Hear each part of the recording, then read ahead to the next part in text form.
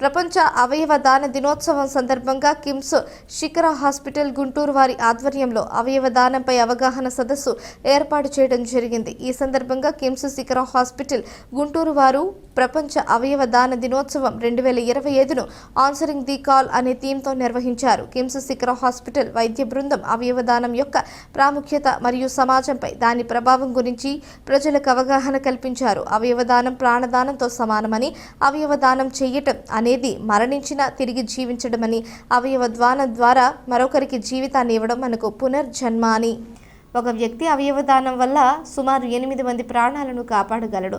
అవయవాలను కేవలం దానం ద్వారా మాత్రమే సమకూర్చుకోగలమే కానీ ఎన్ని కోట్లు ఖర్చు చేసిన అవయవాలను సృష్టించలేమని, అవయవ దానానికి మించిన గొప్పదానం మరొకటి లేదని, అవయవ దానానికి అప్పుడే పుట్టిన శిశువు నుంచి 90 ఏళ్ల వయసు వారు కూడా అవయవ దానం చేయవచ్చని, కావున సమాజంలో అవయవ దానంపై ఉన్న అపోహలను తొలగిస్తూ ప్రతి ఒక్కరూ ఈ అవయవ దానం పట్ల ప్రజలకు అవగాహన కల్పించేందుకు ముందుకు రావాలని, కిమ్స్ శిఖర హాస్పిటల్ నందు అవయవ మార్పిడి శస్త్రచికిత్సలు అందుబాటులో ఉన్నాయని, అవయవ దానం చేయదలిచిన వారు జీవన్ దాన్ పోర్టల్లో తమ పేరు నమోదు చేసుకోవాల్సి ఉంటుందని కిమ్స్ శిఖర హాస్పిటల్ వైద్యుల బృందం తెలియజేశారు.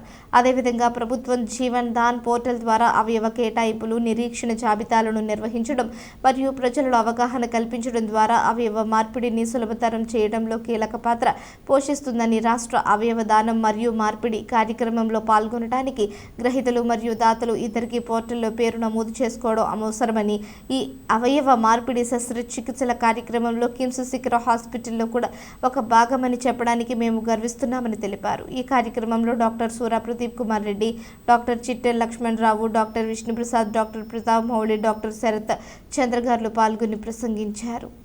Like wish on world organ donation day. మీ అందరినీ కూడా నేను కోరేది ఏంటంటే అవయవ దాతలుగా ప్రతిజ్ఞ తీసుకోండి.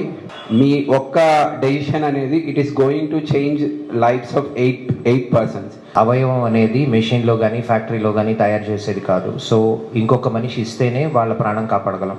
ఇదే అవేర్నెస్ మన కంట్రీలో తేగలిగితే ఒక మనిషి చనిపోతున్నా కూడా అదే మనిషి ఇంకో నలుగురికి ప్రాణం పోయగలిగిన పరిస్థితి ఉంటుంది. Government has many schemes and it's become easier nowadays to register ourselves to these websites. So on this event I urge everybody to create this awareness amongst themselves and people around.